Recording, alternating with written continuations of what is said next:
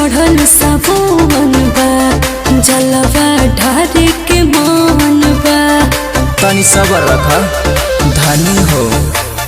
जब से चढ़ल सावन बा, जलवा ढारे के मान बा। हाथ में लेके कांवर कोहे चल ढार दे। ए बाबा भूखी है सुमारी तनी ध्यान दे। बाबा चढ़ते सावन जल ढार दे। बाबा चढ़ते सावन जल ढार दे।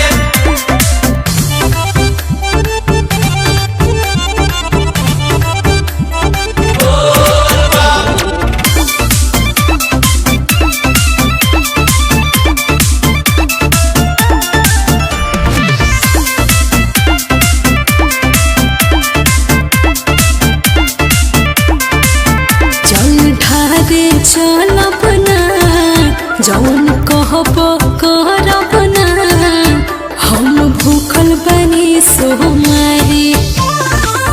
जवन कहेलु उहे करब बतिया साच बा। भोले बाबा के नगरी चलब सबे जात बा। चलेला सभे साथे लेके कवरिया हाथ में। बाबा हो भूखी है सोमारी तनी ध्यान दे।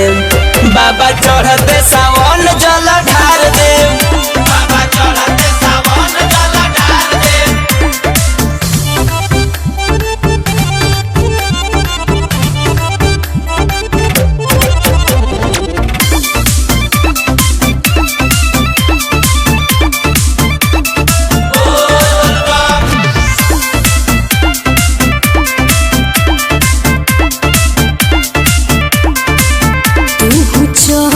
चला हो जल ढार ली हो, हमारा लालसा है बा।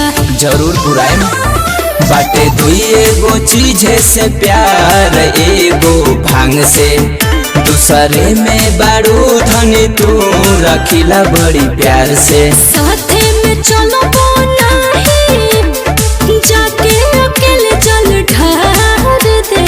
बाबा हो भूखी है सोमारी तनी ध्यान दे। बाबा चढ़ते